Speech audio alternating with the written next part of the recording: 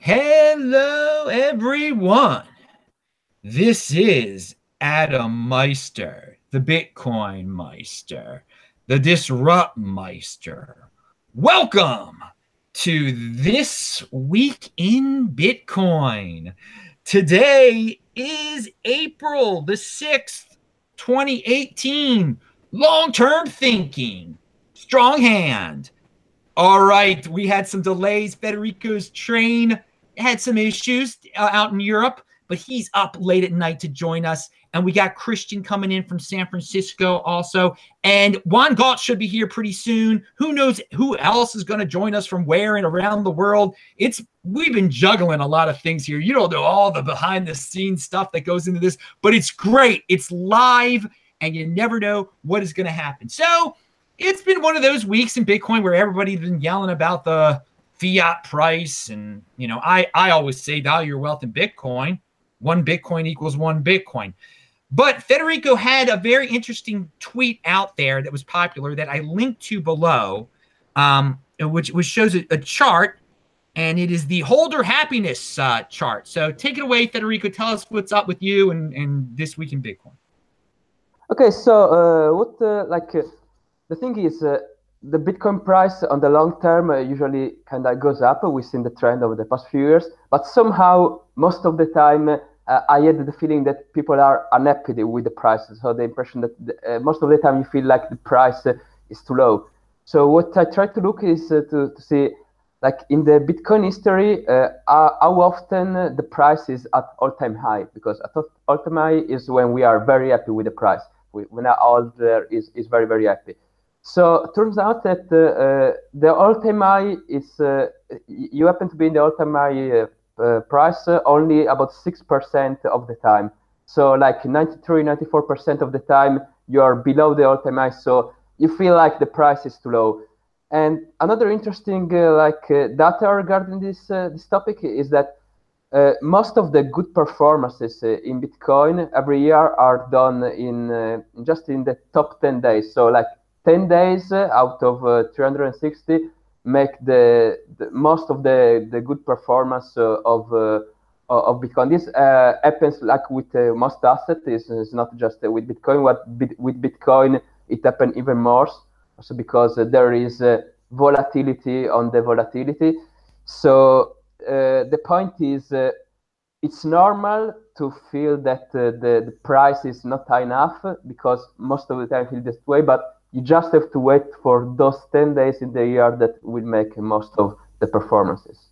But most people cannot wait around for those days. Definitely. I mean, there's a lot of emotion. There's just, people get too down. I think that's what your chart shows, that if people were more familiar with the chart, they'd be like, well, it can't be at the highest point all the time. And a lot of the time it's close to the highest point. And then sometimes it's far away, but it gets back up there. What were you going to say? Sorry.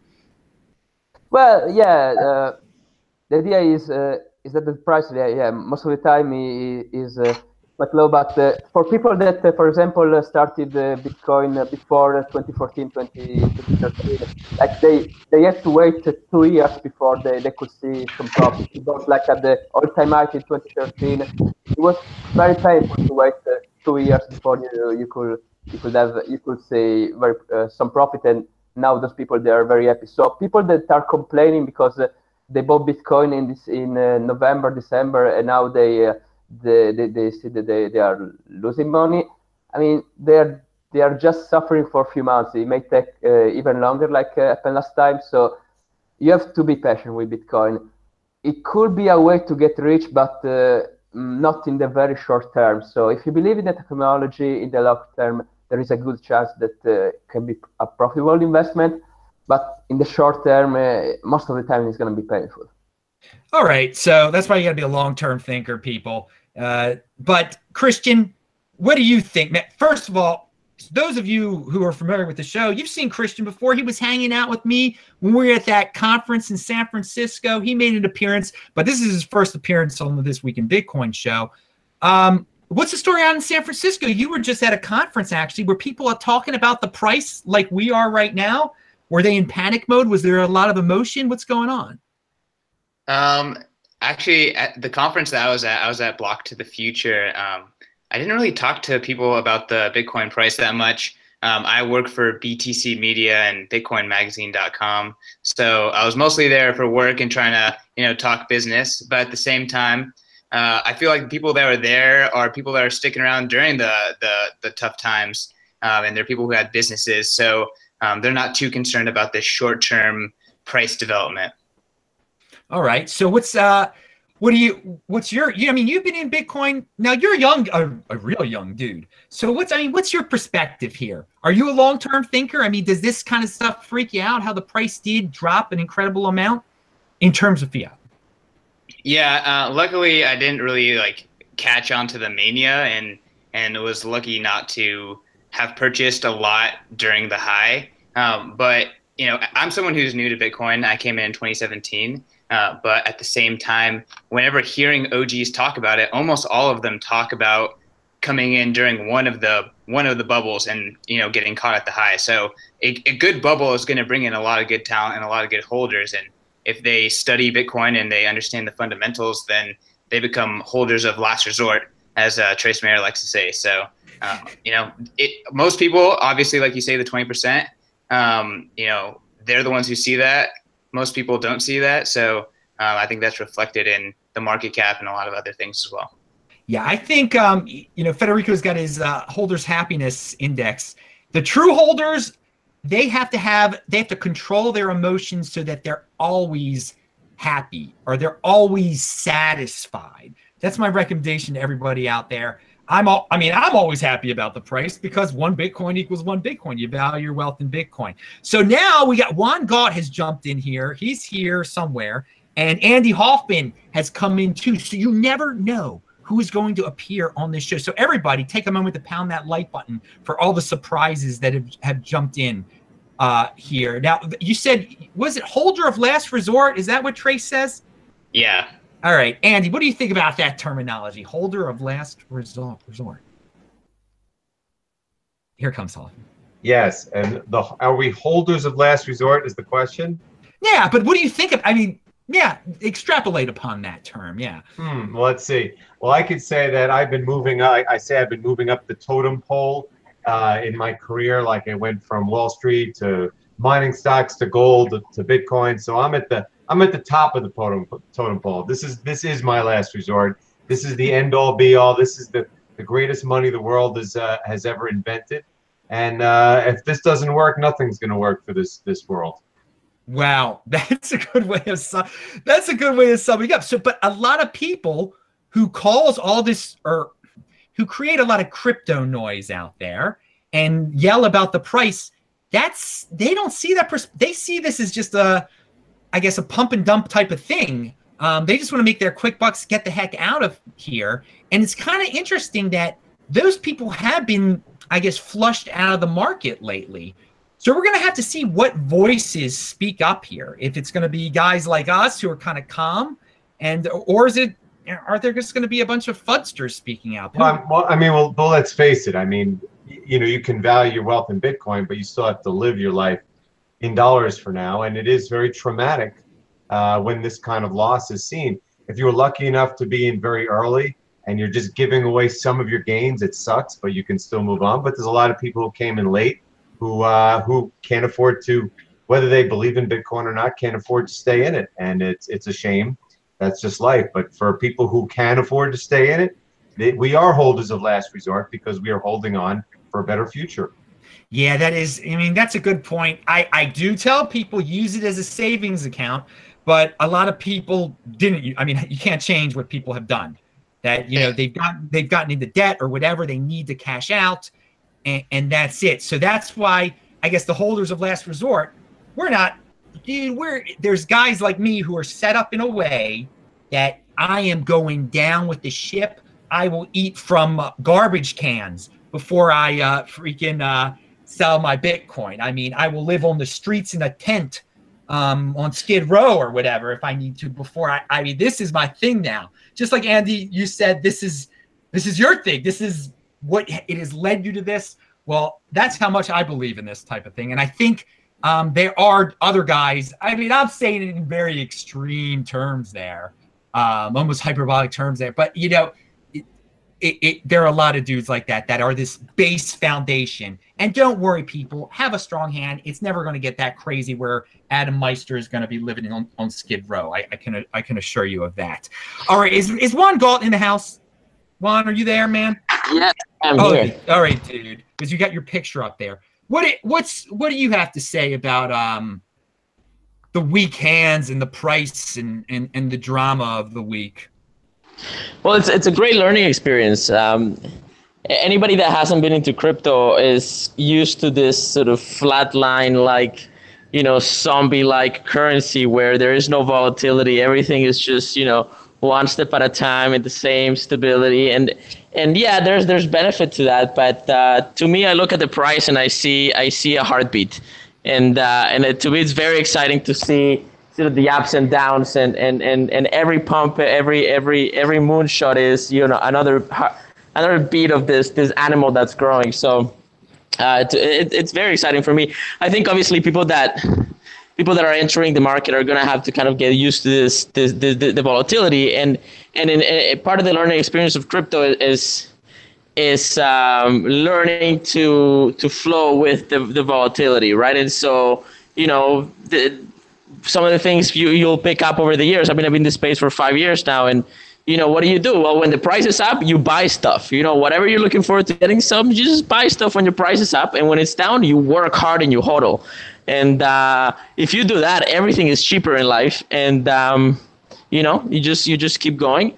That's so, the thing. When people, it's just a natural thing in certain people. And tell me if you think you've witnessed this. So now it's down. Everybody was talking about how expensive it was beforehand. Now it's down, but they won't buy. They won't buy. They only buy when it's going up. It's crazy. Yeah, and I mean, I don't know what else to say, right? I think, it's part of the experience, you know, and I wonder how many people got in, you know, as it was going up. You know, if you've been hearing about Bitcoin and you got in with the FOMO, well, now you have a lot of learning to do, right? And that's good, because if you're in just for the price, then you're not going to stay for that long, or you're going to play with it kind of, you know, it's going to be very anxiety provoking for you. But if you start looking at it for what it actually is, which is a geopolitically stable, you know, currency, something that, yes, it has volatility, but it is not dependent on the immediate politics of your environment, where, you know, people in Venezuela are using it for survival, where, you know, if you're in the United States, if you're in countries that have very stable currency, it's not going to be that vital for you. But as you kind of move away from the centers of financial kind of, you know, stability, let's say, or where the financial power is, then suddenly it becomes like you got to compare it to something, right? And as we move forward, as Bitcoin rises, you know, I think Max Kaiser said that he believes that Bitcoin will become an actual currency once it sort of rises above 100,000 a Bitcoin, and then it stabilizes above 100,000. Then it's going to break the will of fiat currencies, and now then we're going to see it actually become a currency that's stable and being used as the measuring stick against everything else. But you have to compare it against something else, right? And so yeah, there's deeper reasons why Bitcoin exists. You know, if you like stability and you're okay with kind of, you know, having banks you know, control your money and being at the whim of other people and other structures, then yeah, okay, you can use PayPal or whatever. But you know, at the end of the day, Bitcoin is designed to give you something much more power, which is personal responsibility and control over your money and freedom. And you know, that comes with some responsibility, comes with some risk and some learning, but it also comes with a lot of freedom, right? And people will learn to enjoy that, I hope, and you know, I do expect it. You know, you've been around this thing for so long, as you pointed out. You seem very focused. You sound very focused. This week, what I noticed over social media, and maybe you noticed it too, maybe you can comment or tell us how you avoided it. There was just an incredible amount of drama. There was some conference somewhere where people were debating about the same old things they continue to debate about over and over again. How do you avoid that crypto noise?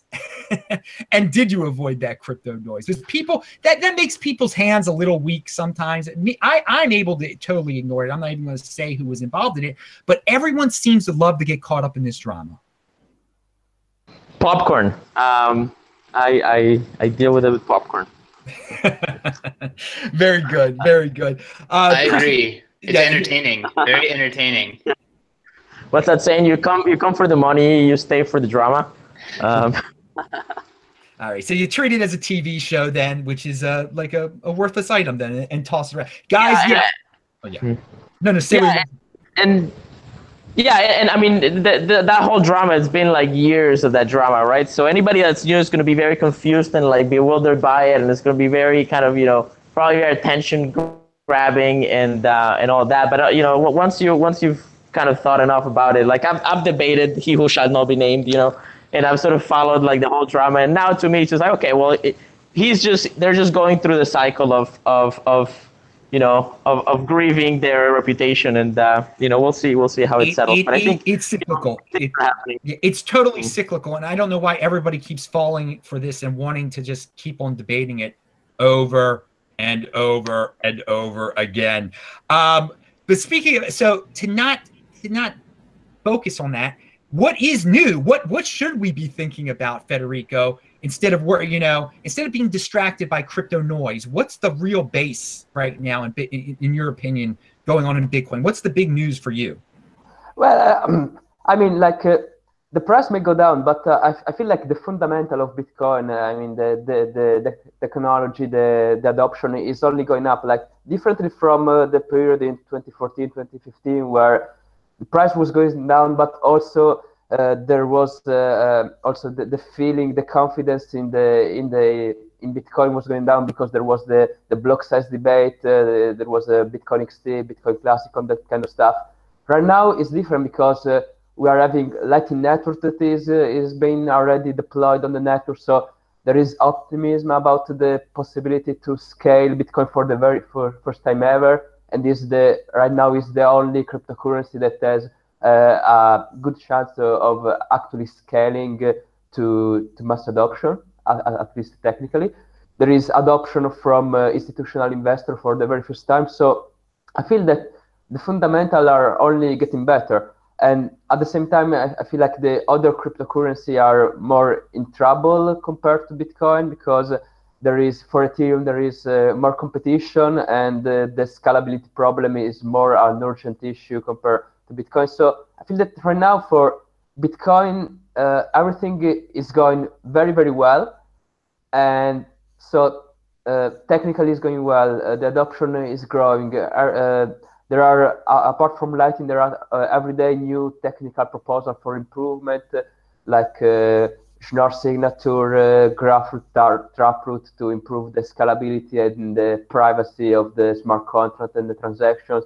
So I feel like the fundamentals are just getting stronger and stronger. So like I don't care about the price too much anymore. I want to say, Andy is going to, you said that you think the altcoins are in trouble, and Andy is going to talk about that in a second. I know you have something to say about that. Before we move on from this topic of the price and everything, I do want to read everyone something just to put all of this in perspective.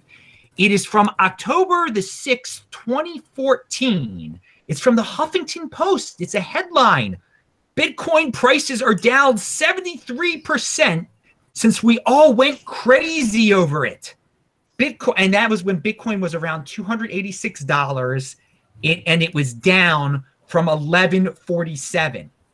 And so they use the term crazy. They use the big 73% price drop, and like it was the end of the world because it went from 1147 to 286. And now we just all look back on that. And I just want to say that publications like the Huffington Post are nothing but noise, and publications like them to this very day are publicizing basically that same headline with different numbers right now. So, Christian, were you about to say something beforehand? I thought I cut you off.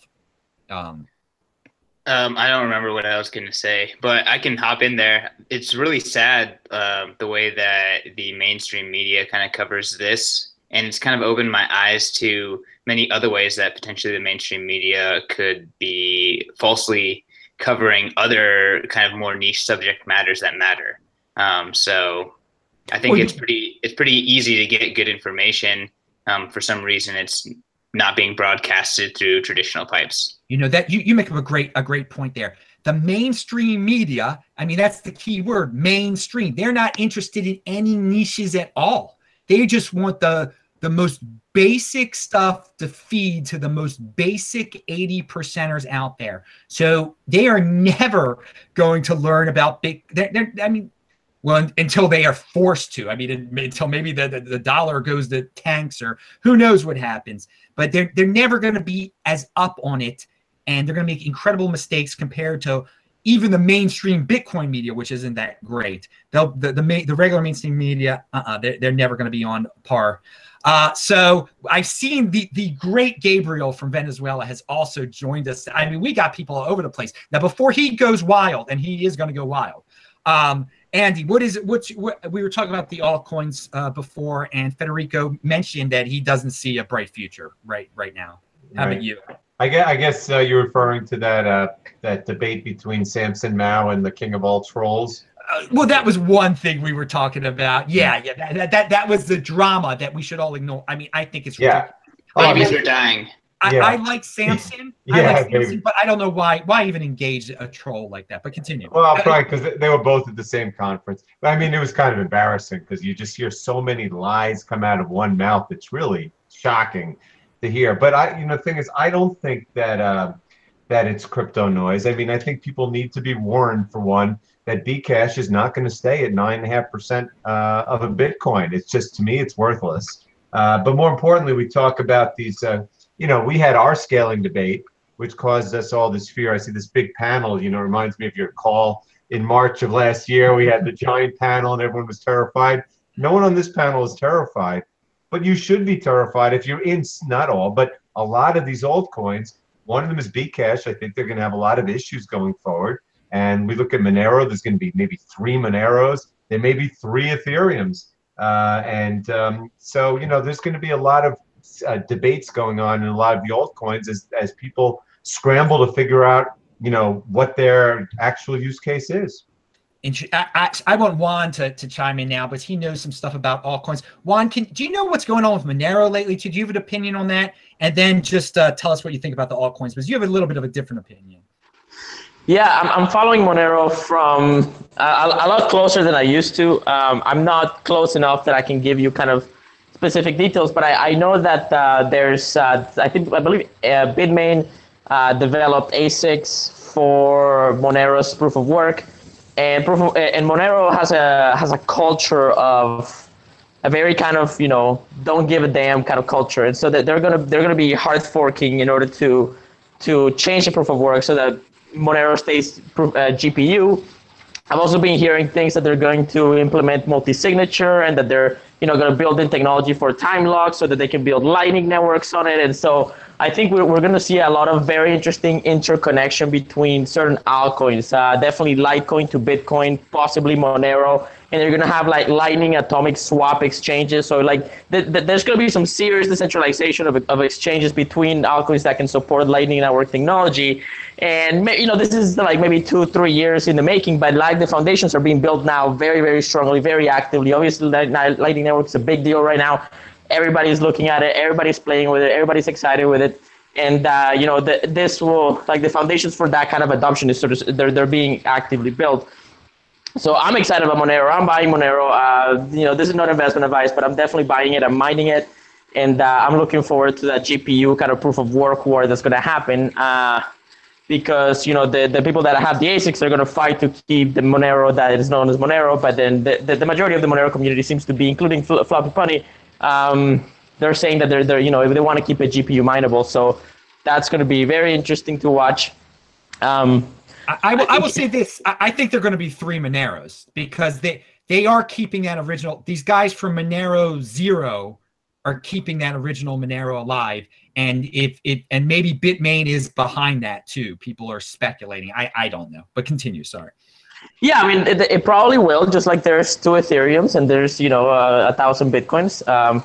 But at the end of the day, only one really wins. Like the network effects and the brand recognition and the spirit of the thing is in one of them really. And And I think, I think we'll see, I don't think we'll see anything a lot different than what we've seen before in major forks, which is there's big volatility for a moment, and then one of them wins and the other one becomes 10% of the market, of the other's sort of market cap. And then that kind of falls over time.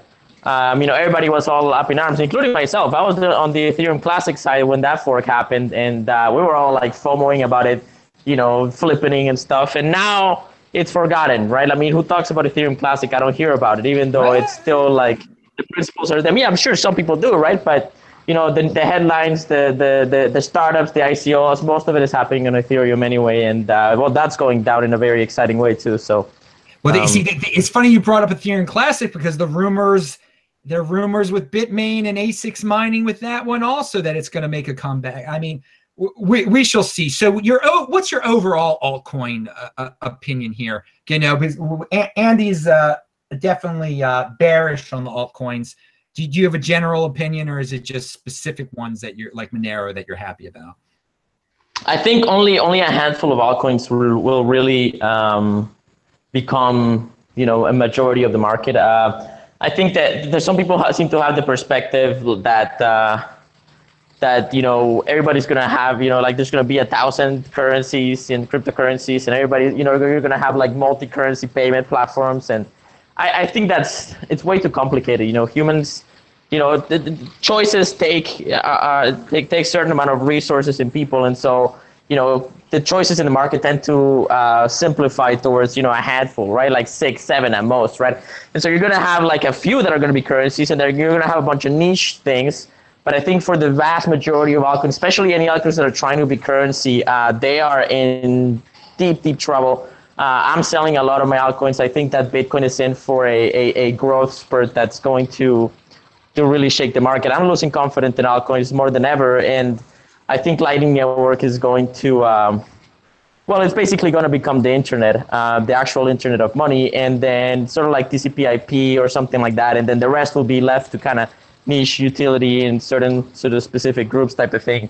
But we'll see. We'll see how it develops, because people can develop kind of like cultural attachments, almost like nationalism towards currency. So we see that in Dash. You see like one of their Slacks is called Dash Nation, or used to be called Dash Nation.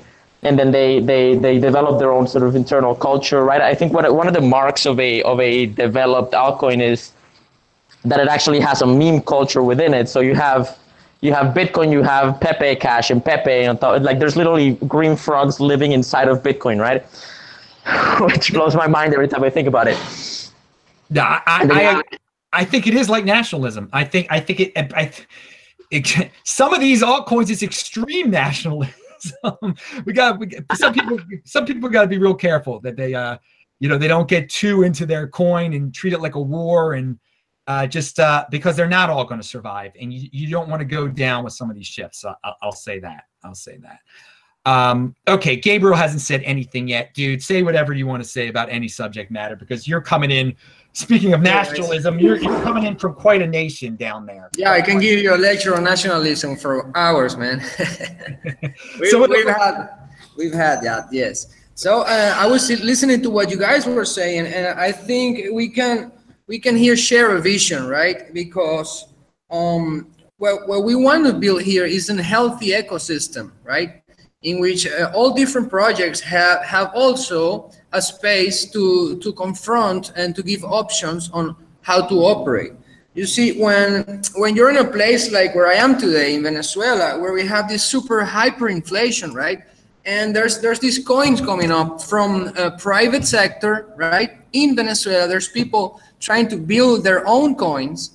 And of course, we have also this crazy madness hype with state-backed cryptocurrencies, such as Petro, which has been, it had a huge impact.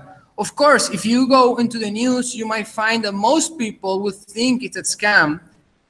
We don't know what's going to happen, right? But what is important about this is the main reason why I love saying this, is that the big news about Venezuela and the Petro and all that, besides all the bad reputation, is that we're going to get a mass adoption of cryptocurrencies in Venezuela. It's actually going to be so easy and legal, you know, where everybody's going to be able to actually use their crypto legally, which is a big difference from another countries. So I think here is an ecosystem being built, okay, because we have the necessity. I will give you an example. Last week, we will have the Bolívares against the dollar for 250,000, all right? And then 3 days later was at 300,000, and now 3 days later again is at 464,000. So we've seen almost 110%, like in 10 days. You know, how can you live in a country where your currency, your fiat currency, is dropping 50%, like every 4 to 5 days? You know, at least the last 2 weeks have been like that. Through March, it was stable, you know, it was flat, like the earth is flat, it was stable, you know. But what you might say is that the big thing is that we're gonna get everything that you want. You're gonna be able to do it legally here in Venezuela, and we're gonna go from 5 million people using cryptocurrency on the whole world to at least 25 million people using it, because we expect this 2018 to have the Venezuelan people using cryptocurrency everywhere for anything. You can charge your goods and your services at your store in any form of crypto. It's not only Petro, okay? This is very important. This is very important. You can charge your goods and your services legally. You can file your, I don't know how you say it in English, where you sign the thing that you're selling, you know, with a little piece of paper, a receipt, you know, and have everything set up so that you can actually use your crypto and no problem, allow it. So the Bolivar is gonna go to a second plane, which is not gonna be more important, and crypto is going to be a lot more important in the Venezuelan. So we're gonna see this example. This is an experiment that is being done in Venezuela. You know, it's an experiment, and now we are in this. Let me elaborate a little bit more. Okay, we have the sanctions from the United States president, which of course, he doesn't want the dollar to have less dominance. And we see the Chinese being prepared for 20 years, hoarding gold. And now they have their oil market and the petro yuan, which you can actually convert for gold. And then we have Russia, which are together, you know, helping each other, like China and Russia, and then also with Venezuela. So we see these three countries that are, you know, being, let's say, sanctioned, you know, and have a trade war with the United States. And now the cryptocurrency is at the top of the table, because if the cryptocurrency have the favor of succeeding, not only Petro, okay, but all crypto within the oil market, okay, we see a displacement of the importance of the dollar. So politically right now, geostrategically, the United States cannot allow Venezuela to succeed with the cryptocurrency scheme, because then that would mean that it will no longer have the power to sanction countries, which is the main power of the United States, the ability to stop your balance, freeze your assets, so that you can actually do what these people want. I'm not in favor or against any government. I'm just trying to lay it out the way I see it. Okay. You know, you make you make an incredible point. On a national level, cryptocurrency can be seen as a way to totally get around U.S. sanctions or any country's sanctions. It's true. Exactly. It is. It is. It is. Exactly. No matter what country you're for or against or whatever. That is a good way. That's a good way of looking at cryptocurrency on a national level. I have a question for you, and this is. I think the whole world is wondering this. And yes, please. Is the petro really out there? Does it exist now? Do you have? Is it really real? Is it really real? Well, I must say I don't petro at the moment. Okay. What I do know is that 3 days ago, they redid the page, okay? And I think they will be releasing the petro in the next 2 weeks. I really don't know exact the date when the petros are actually gonna work, if they're ever gonna work. I don't know, I cannot guarantee that. I would love to have a conversation with the developer team, but I haven't had that chance. But definitely, I will think that they will try to make it work, But they haven't actually nobody has Petro yet. Okay, that's what I'm trying to say. No, but eventually, probably people will have it. Okay. All right, so there you go, people. This is very important. I want everybody to pound that like button because you heard it from a guy in Venezuela. You're not reading this in the New York Times. You're not reading this on the what's it called, CoinDesk. He just told you that it doesn't. That this is the status of the Petro. That's the real story. That's why this channel is unique. Anyway, and you can follow me at TechBot, everybody, on Twitter. I tweet out this type of stuff all day long. And I want to go back to Federico, because you're a very special guest coming in from Italy. What you just heard a lot of stuff. Do you have an Italian perspective on this? Is there anything you wanted to add here? Because you don't get to come on the last time you were on the show was last year. I want to hear some stuff from you here. Well, I totally agree with the concept that Bitcoin is this neutral territory where people from different countries can have business together. So if I am a Chinese company, maybe I don't want to deal with the US dollar, and an American company doesn't want to deal with the Chinese yuan.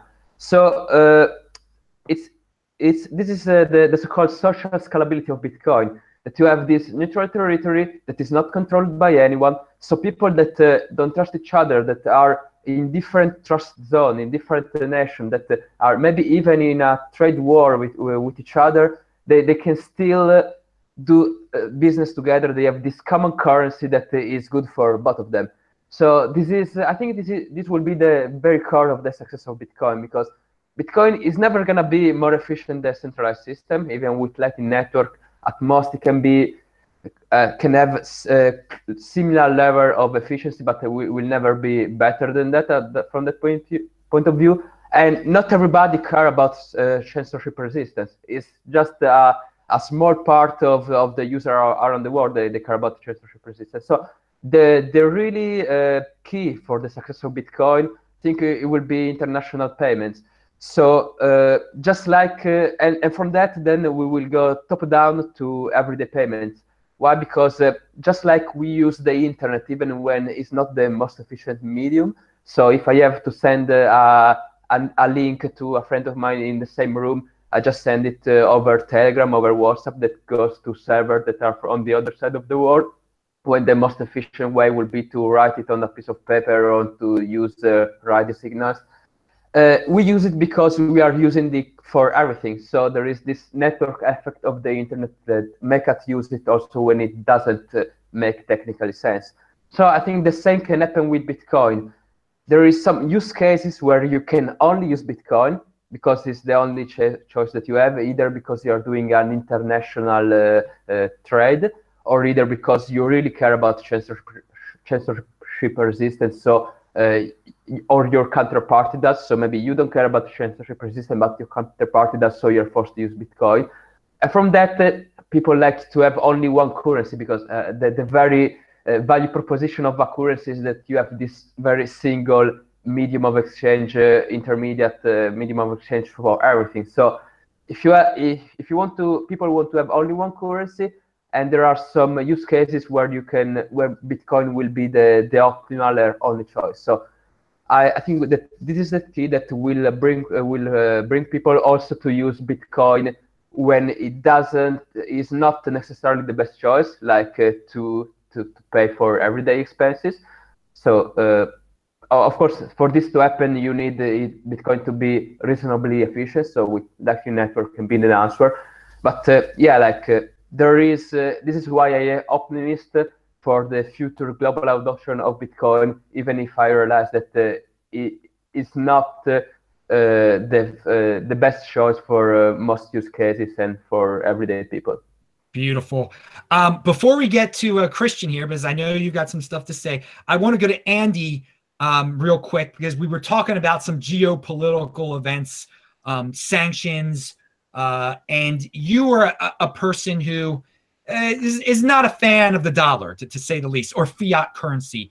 What is your take on all the recent events and what it means for Bitcoin in terms of trade wars and all the stuff we keep hearing about it from the mainstream media? Hoffman, is Andy there? Did you did you just hear what I said, Andy? No, I've had a long day. Ask it again. Yes. And Andy, we do thank you for coming because first of all, thank you. Okay. we did not know Yes. before this show started, by the way, how many people were going to be. It's great that we have 5 guys here. I thought there was only going to be one guy was going to show. So we had all these, but it's great. So Andy has had a long day though. But what I said, we were talking about the geopolitical events of the last week or so, and how we have these Trump and Russia and or excuse me, not Trump, but Trump and China in terms of the trade war, and you are not a big fan of the future of the dollar. What is some of the geopolitical events of this last week? What does it mean for Bitcoin and what you see long term for the dollar also? Because a lot of people love to hear when you speak about the dollar. So we've got an opening here for you. And it's not the dollar per se, it's fiat currency. And of course the dollar would be the last to go. You talk about a totem pole, the dollar is at the top and everything is below it.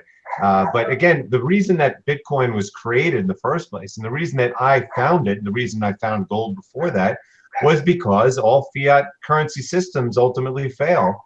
This particular one is the most dangerous of all because it's the only time in history where all currencies are backed by nothing.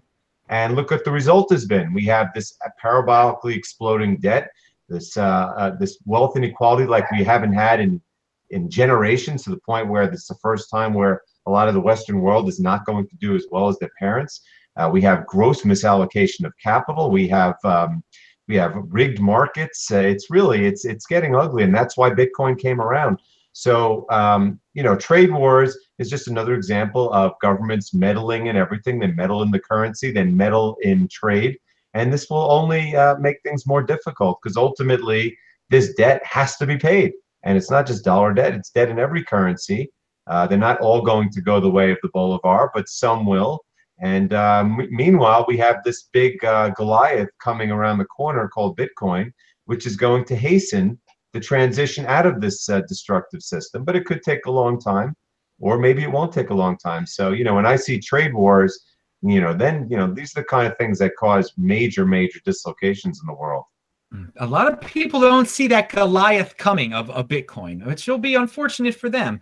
But if you're watching this show, it's early still in this whole Bitcoin thing. You're a long-term thinker. Think about it, people. Don't let people fudge you out and say you missed the 2013 or 2014 opportunity. Oh no, it is still very early on. And we could see all sorts of crazy things happen in this world in terms of trade wars again, Gabriel's in Venezuela. I'm not going to say what's happened in his country is going to happen in your country, but you never know. And this Bitcoin is a whole different type of animal than this fiat stuff that everybody is used to. All right, I want to let Christian have the floor here because, dude, man, I've been waiting to see you again since we were in San Francisco and everything. You talk about anything, man. Talk about anything you want to. What big events or comments you can say about what everybody else was just saying. Anything. Okay, so I kind of want to talk about 2 things. First and foremost, I want to talk about fundamentals. I know that we kind of brought that up a little bit. And now that Andy has been talking about how the fundamentals for Bitcoin have never been better, yet the price is going down, which kind of shows how irrational the market is. Either that or we're all missing out on something. I don't think that's the case. Everywhere I look, I see thriving network effects. Something I like to tell people is these bubbles are really good for Bitcoin and really good for adoption of cryptocurrency in general, because if some sap buys a bunch of Ripple or whatever other cryptocurrency, they still know how to get cryptocurrency now. They still have wallet addresses, and that is ultimately network effects for them to ultimately get whatever digital currency that's gonna win, right? And if you follow other network effects, a lot of signs lead to that being Bitcoin. I think Bitcoin's really special and different than a lot of these other cryptocurrencies, and it's not really to be compared. I don't know. It just in terms of how watching these things play out, it's really interesting. Thinking about the altcoins in general, I think I have a pretty interesting perspective of the altcoins, and that is that I don't hate them. There's a lot of scams out there. But it's really up to you as an individual and as an investor to to make good decisions and to do your due diligence. Bitcoin, I think Bitcoin is using the altcoins to spread its network effects and to take off loads off its shoulders, right? Bitcoin doesn't care if you're a terrible investor. Bitcoin doesn't care if you buy a bunch of Tron before they even have a test net up. You know, Bitcoin only really cares on growing, increasing usage and increasing adoption. And, you know, that's what it seems is happening. So, you know, more altcoins, the better, more marketing spend, the better. That's fine. Ultimately, if you look at the maximalist point of view or the maximalist price, it's all coming back into Bitcoin at some point. Very good, man. You sound a lot like Andy there. Some of the things you said, very, very good. And I'm glad you've been watching Andy. Everybody, remember, watch Andy on the World Crypto Network. He's on there all the time. And we'll be speaking in Denver on April the 25th. Juan Galt, you probably have some thoughts on what Christian just said, but I did want to ask you a specific. Did you hear about how Ripple might have done a pay-to-play with Coinbase and got rejected? No, but that's pretty funny. Yeah. So, I mean, what do you think about these exchanges? There's clearly pay-to-play that's going on, though. Oh, yeah. I mean, absolutely. Do you think that's cool? I mean, and what do you see? Where do you see this ending at? Well, I mean, I think it's whoa. Like the amount. Oh, can you hear me? Yeah. Okay. There. Yeah. Start again. You got to. Yeah, well, the amount of money that some of these altcoins are willing to pay to get adoption or some sort of access to the market is really remarkable. You know, as a media person, I'm sure you know that altcoins will come to you every week, every day, and like throw money at you in order to pump them. And that's no different if you're an exchange. That's an annoying smile, right? Yeah, so. I mean, every day, Juan. Every day an ICO offers to pay me money. I mean, it's unbelievable. It's unbelievable. Continue. Yeah. And so, you know, there's plenty of money. And then, you know, Google blocks ads, Facebook, Twitter, all the big platforms are blocking the ads. So it's all the money is going to go somewhere. And part of that is entering an exchange. Part of that is content marketing.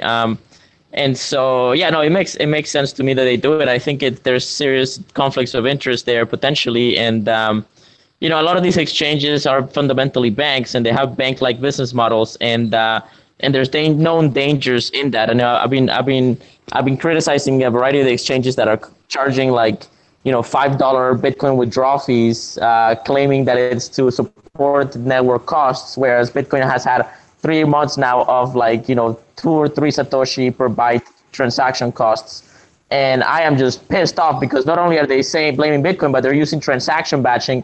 So they're making like $150 per, you know, 50 withdrawals of customers, but they're spending, you know, $10 and they're blaming Bitcoin and keeping the money.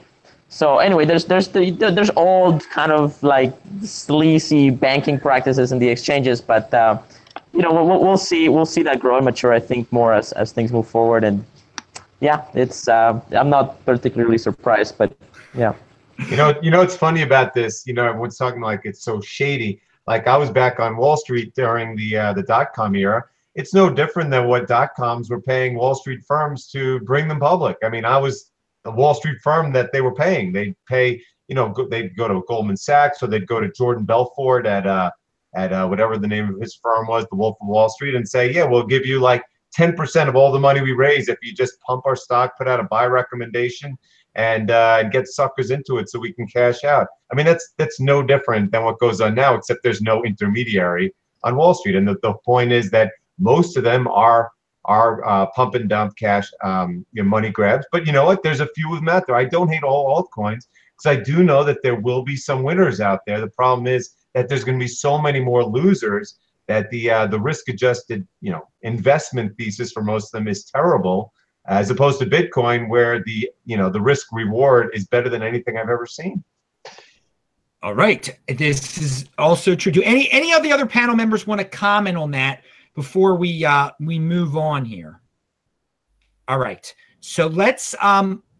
I want to say this. We have 5. This is unprecedented. 5 dudes on here. So I want all the 5 dudes because they all have different stories to tell and things to say. We've covered all the topics of the week, but I want to give everybody an opportunity just to, you know, talk about their own thing, talk about their own issues. Gabriel's is going to involve Venezuela. It should, because I just people are so curious about it. So you're a little different than the other guys. But we'll start with Andy, because Andy, you've had a very long day and you're busy, and I know you want to jet out of here as quick as possible. What conclusionary remarks do you want to say, or any story you want to share? Anything? I'll just go quick. First of all, thanks for having me on again. I see this very varied group of people from around the world, and it was a pleasure being on the panel with you.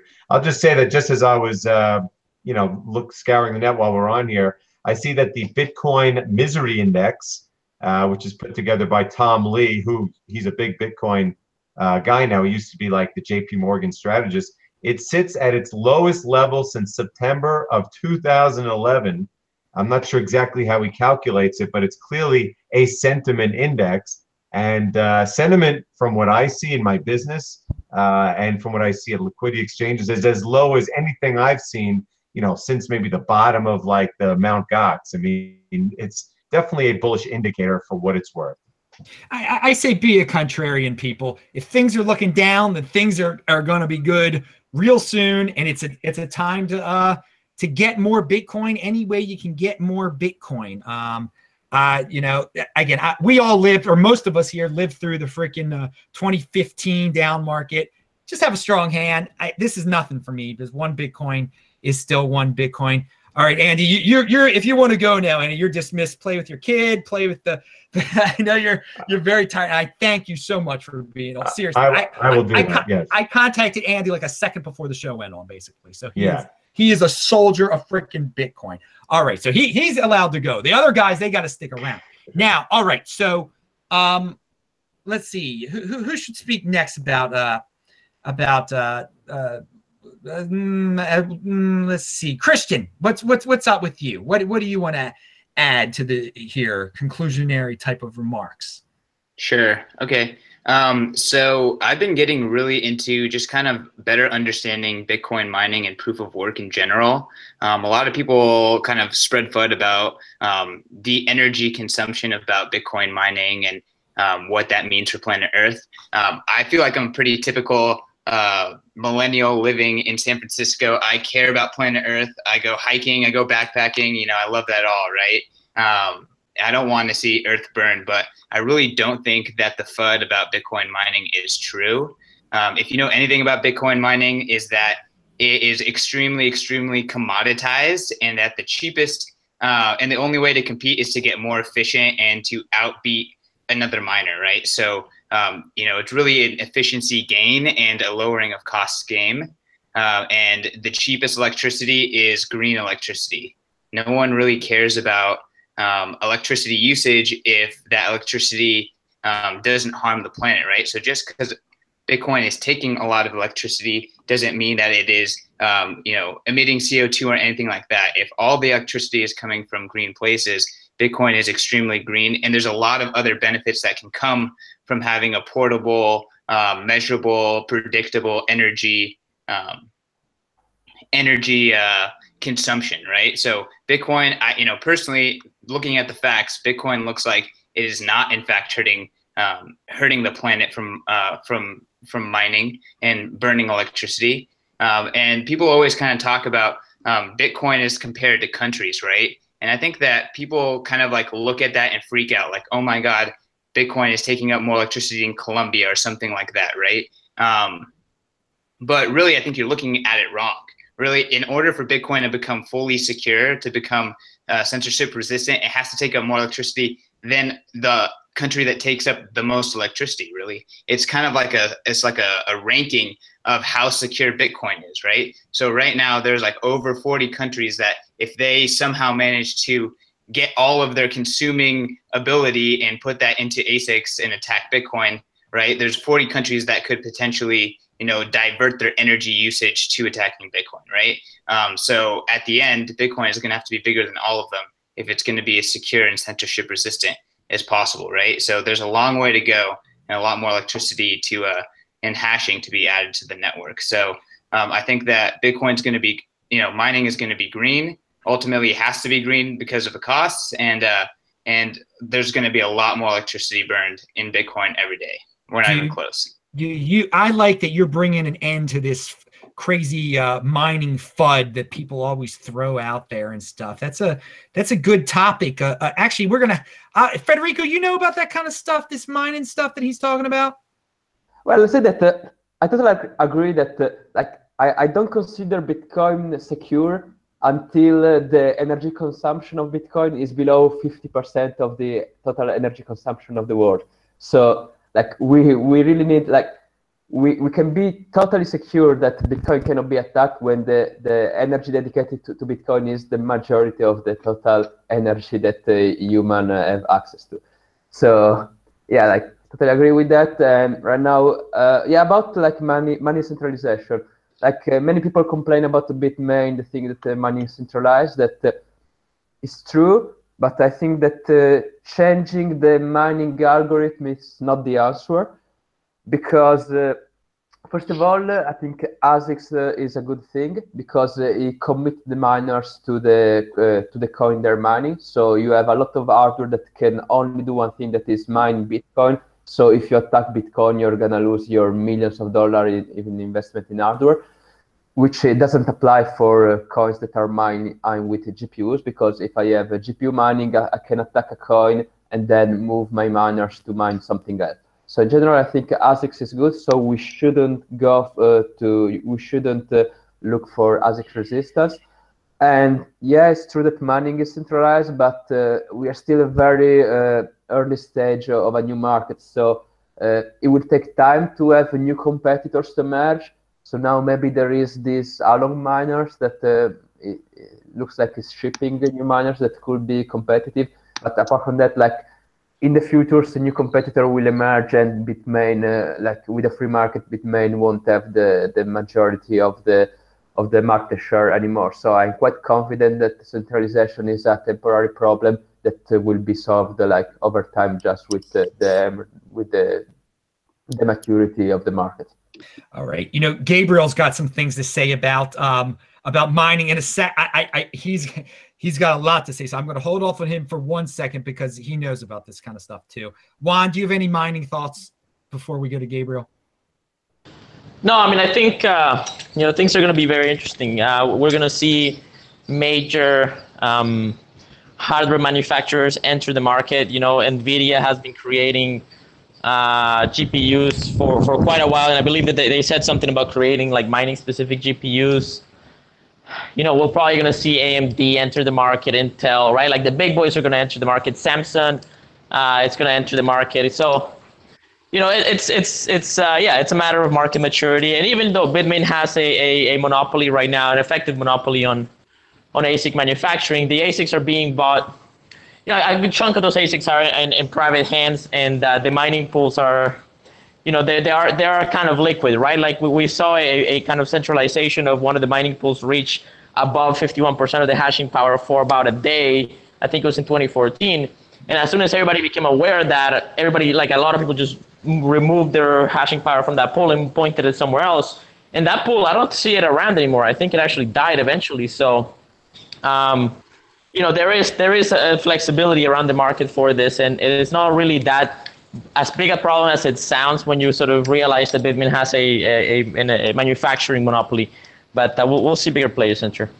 All right, so Gabriel, and I'm very glad that Christian brought this up. Gabriel, you wanted to talk about some green energy mining coin.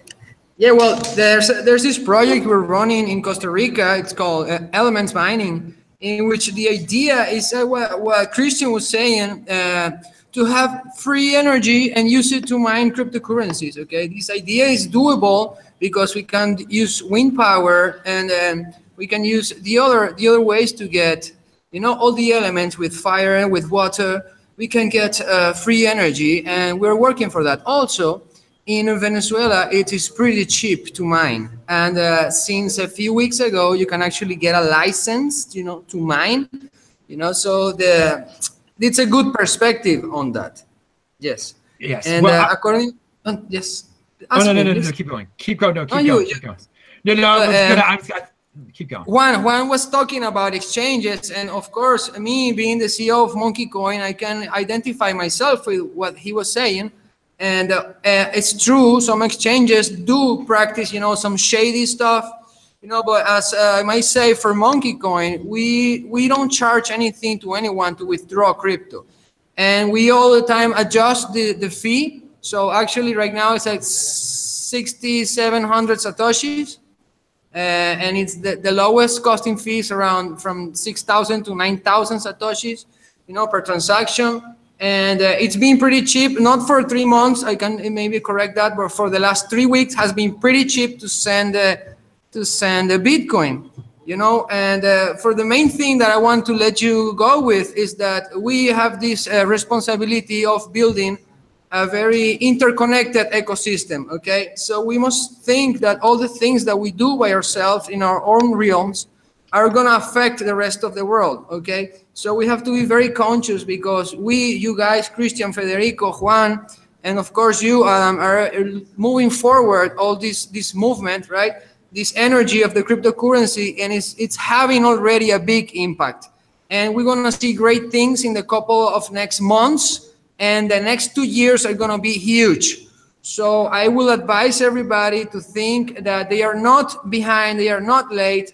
Get on board, learn, try to get the right moment to get into crypto, okay? Don't just jump in, just like very quick, just study before you jump into it, right? Because you might get burned if you don't do it properly. But to everybody, just, learn, listen, listen to these guys, listen to Adam, to Andy, Federico, Christian, and Juan, because they are full with knowledge and they will help you. They will help you along your way to get involved in crypto. And, for me, I get a lot of satisfaction teaching newbies. I'm not a big tech guy. I don't know all about tech stuff, but I do know how things work. And I love teaching. I've been in Caracas this week teaching people, and it's gonna grow. It's gonna grow. People be confident. Don't be scared. Have a strong hand, and just hope for the best and do what you can do the best to spread the knowledge and spread mass adoption is what we need. Yes. All right. Those are great conclusionary remarks from you, Gabriel, straight out of Venezuela. Pound that like button, everyone, for this very unique panel here. All right. We got 2 more guys to go with their conclusionary remarks. Federico, and then Juan will be last. So Federico, what do you want to add to all this? Any stories you wanted to share, anything? And I really appreciate you being on the show. You had that train delay, but you got on here anyway. You worked your hardest to get here, so I really appreciate it, man. Well, like something I've been reading about recently, talking about altcoins, is the coming back of the euphoria for the stablecoin, which is, you read a lot of articles talking about the stablecoin that is the holy grail of cryptocurrency, which I think is quite a good definition, because the holy grail is something that everybody's looking for, but nobody really find. So I think, this whole stablecoin idea, now there is new one called the Basecoin, I think, that they want to create this kind of central bank that a smart contract that runs a central bank and do pretty much what central banks do, trying to keep the price stable. And like central bank, they have money from the government. They control everything in a country. They have money from taxation, and they still don't manage to keep the price of their coin stable. So the idea that like a smart contract or an ICO project with a few $1 million budget or even $1 billion, it doesn't make much difference, can manage to keep a coin stable, I think like it's stupid, but still like it keeps coming over and over. I remember like years ago, what was like 2013, 2014, there was BitShare that tried to do that, and it failed like miserably in few days. And then people they tried again with new bits. I don't remember, there was another one in 2015. They tried again and failed, and they keep trying and failing. And it's the same thing over and over, and it doesn't make any sense. Like the only way to have a stable coin is to have a coin that is so big that is not influenced by everyday fluctuations. So you can manage it if you are a central bank. You are the US dollar that control a good portion of the world economy. You can still kind of do it, but it's already difficult. But otherwise, like, I mean, the only stable coin that something close to a stable coin that is trusted, that we can never have. I think it's going to be Bitcoin when it's going to be very mature, maybe in 20, 30 years from now, when it is so big, is the global currency of the world. So the change in value is going to be only the change in value of the economy that is working under Bitcoin. So it's not going to change too much. But otherwise, all these stablecoin projects, they are doomed to fail. So yeah, that was I am so glad you brought this up, because some people contact me about this. I see people talking about it on Twitter. I'm like, dude, this is just crypto noise. Why do people want an altcoin, stable coin? We don't need central bank. Think about Bitcoin. Just focus on Bitcoin, people. This is like a distraction. It's never going to happen. You mentioned past failures. I see it as a bunch of noise, and I think some people just mention it because they want to be on in the next big thing. They think they missed out on Bitcoin, so they want some special coin that they're going to be able to make $1 billion off of or something. So Federico, thank you so much for being on and bringing that up at the very end of the show. Okay, Juan, you're getting the last word here. What do you want to talk about? I know you're involved in all sorts of projects and stuff. By the way, I linked to all these guys below, or I will add Andy and Gabriel aren't linked to below yet, but I'll add them after the show. But all the other dudes are. Juan, what is going on with you? What do you want to add? All right. Well, thank you for having me. It's been a very interesting conversation. Yeah, I mean, there's a lot of interesting stuff going on. I think, Lightning Network is definitely catching a lot of attention. We're working, we're kind of finding ways to play with it and getting into it. It's a good place to be right now. There's a lot of talent going into that. I think anything that's Lightning Network sort of technology or atomic swap technology, which is where you have, interoperability between blockchains in a decentralized way, that's very interesting. So I'm very involved with one project called Komodo, which does a lot of work in that. So if anybody's like an engineer or user experience people, user development, experience development, like GUI stuff, look into Komodo, look into Lightning Network, look into sort of the atomic swap, because that's going to be the future of internet interoperability between these blockchain networks, I think.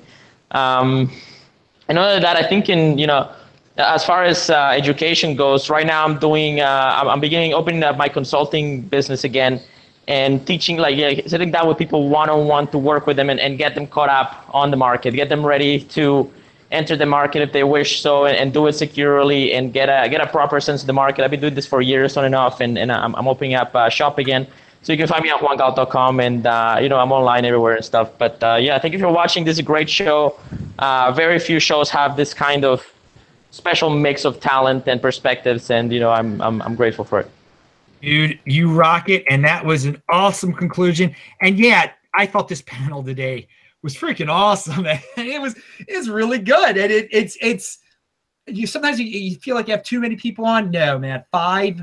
It worked real well today, dude. So you all did a great job. Remember, everyone, we're here with This Week in Bitcoin on this Bitcoin Meister channel every Friday. The time changes every week. It's usually 3 dudes, but you never know. It might be 4 or 5 or 2 sometimes. Who knows? And of course, I do a new show here every single day on this channel. You get maybe 2 sometimes a day.